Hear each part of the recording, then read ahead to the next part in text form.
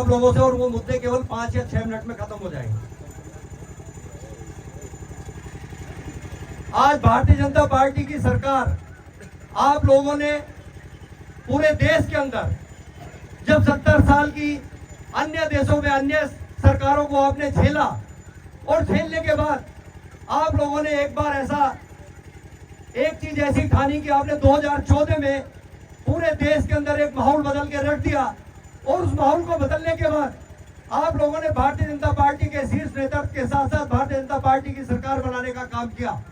लेकिन मैं भारतीय जनता पार्टी के शीर्ष नेतृत्व का भी धन्यवाद करता हूं कि जिन्होंने जैसे ही भारतीय जनता पार्टी की सरकार बनी तो उन्होंने एक ऐसे जननायक को सरकार अपने हाथ में दी, जिस जननायक ने सरकार को हाथ में लेते के साथ ही अपना पूरा का पूरी सोच, पूरी की पूरी शक्ति, पूरी की पूरी स्मृति, अपना कर्तव्यपरायणता एक झलक में दिखा दी। उन्होंने कहा कि मेरी जो सरकार है वो गरीबों के लिए रहेगी, वंचितों के लिए रहेगी, पिछड़ों के लिए रहेगी, अंतिम छोर के अंतिम व्यक्ति के लिए रहेगी। और उन्होंने वही करके दिखाया कि अपनी सरकार को बनाने के साथ साथ सारी गरीब उन्मूलन की सरकार को चलाते हुए आगे बढ़ाते चले गए। उन्होंने देखा कि गरीबी हटाने का नारा जो दूसरी सरकारें देती थी वो सरकार कभी ना हटा पाई। लेकिन आप लोगों ने देखा कि जिस तरीके से माननीय प्रधानमंत्री मोदी जी ने देश को इस 10 वर्षों में बदलने का काम किया वो साक्षात आपके सामने है।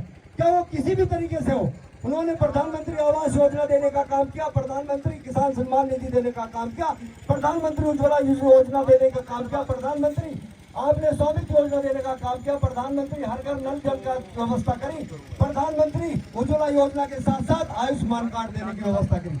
ऐसी कितनी सैकड़ों योजना आपको बता सकता हूँ जो गरीबों के लिए समर्पित थी। मैं सोच सकता हूँ, विचार कर सकता हूँ कि जिस तरीके से देश बढ़ता गया उस देश के लिए उन्होंने केवल एक ही बात कही कि मैं सब गरीब का एक साथ दूंगा। और उन्होंने केवल एक ही बात कही कि जिस भी गरीब का मैं साथ दूंगा वो पूर्ण रूप से एक ऐसा दूंगा कि जो अन्य सरकारें करती थी उस सरकार को जैसे वो कहते थे उससे अलग हटके करूंगा। जब प्रधानमंत्री राजीव गांधी हुआ करते थे तो वो कहते कि केंद्र से चला हुआ 1 रुपया अपने लाभार्थी पर 15 पैसे पहुंचता है।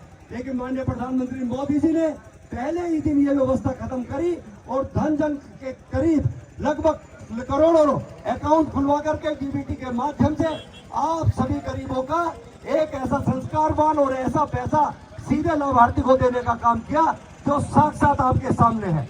उसके बाद उन्होंने कहा कि मेरे लिए 140 करोड़ की जनता का मैं जनसेवक हूँ, 140 करोड़ की जनता का मैं चौकीदार हूँ। और उनके साथ साथ उन्होंने एक नारा और दिया जो सबसे बड़ा था कि मेरे लिए 140 करोड़ की जनता में ना तो मेरे लिए कोई जाति है, ना कोई भेद है, ना भाव है। उन्होंने साक्षात कहा था कि मैं सबका साथ, सबका विकास, सबका विश्वास, सबका प्रयास, सबका सम्मान करने की दृष्टि में काम करूंगा। उन्होंने कभी नहीं कहा कि मेरे लिए कोई भी जाति या धर्म या वर्ग अलग अलग है। लेकिन उन्होंने पूरे देश का मान सम्मान जब बढ़ाया, जब वो भारत माता की जयकारे आज फ्रांस हो, अमेरिका हो, जर्मनी हो, ब्रिटेन हो, इंग्लैंड हो, किसी भी देश में जाते हैं तो वो भारत माता की जयकारे लगाने का काम माननीय प्रधानमंत्री मोदी जी की देन है। एक जननायक की देन है कि 140 करोड़ की जनता का सेवक दूसरे देश में जाकर के आपके मान सम्मान की लड़ाई लड़ता है तो आपका सीना या गौरव, आपकी छाती ऊंची होती है। और सबसे बड़ी सोच तो सबसे बड़ी बात तो जब हुई माननीय प्रधानमंत्री मोदी जी ने आपके सामने हमारे देश के गरीबों के, किसानों के, नौजवानों के और वंचितों के ऐसे नेता आदरणीय चौधरी चरण सिंह जी को बड़े खुले दिल से, बड़े मन से भारत रत्न देने का काम किया।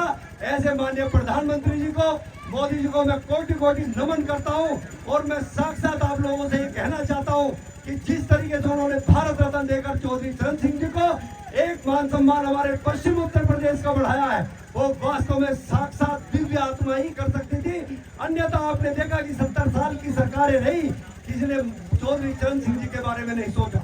उन्होंने कहा कि मेरे लिए हर एक जाति एक है, मेरे लिए हर वर्ग एक है, और उसी जाति वर्ग के साथ आगे बढ़ते हुए देश को आगे बढ़ाते चले गए। उन्होंने देखा कि धर्म और संस्कार को कैसे आगे बढ़ाया जाए, तो वो धर्म और संस्कार आपने साक्षात देख रहे हैं।